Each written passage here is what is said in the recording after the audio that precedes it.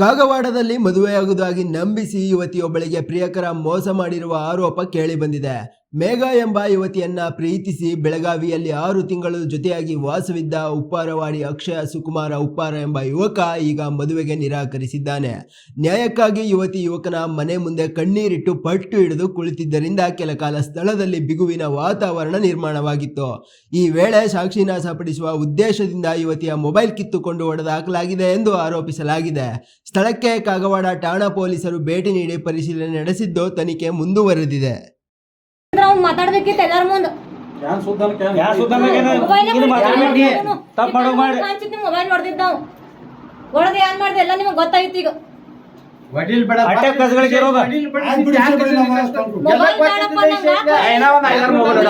ನ್ಯಾಯ ಬೇಕಾ ಅಣ್ಣ ಯಾರ್ದು ಬೇಕು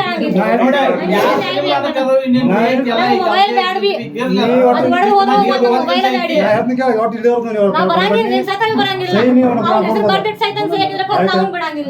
ಮೊಬೈಲ್ ನೋಡ್ದಾಗ ಪ್ರೂಫ್ ಎಲ್ಲ ಹಾಳು ಮಾಡಿದ. ಈಗ ವಿಚಾರ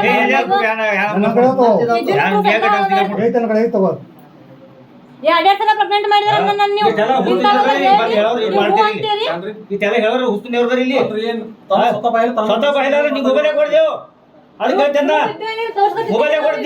ಅವ್ರಿಗೆ ನೋಡ್ರಣ್ಣ ಅಂತ ಕಾಗಬಡ್ಲ ಅವ್ರಿಗೆ ಗೌಡ್ರಿಗೆ ಹೇಳಂತ ಅವ್ರ ಮೊಬೈಲ್ ಕೊಡ್ತೀನಿ ಕಸ್ಕೊಂಡ್ ಮೊಬೈಲ್ ಮಾಡ್ದು ಹೋಗೋದನ್ನ ಇವು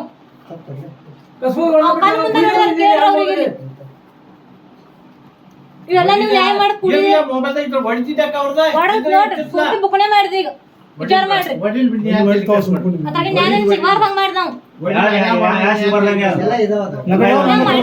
ಎಲ್ಲ ಸೆಟ್ ಮಾಡಿ ಬಂದ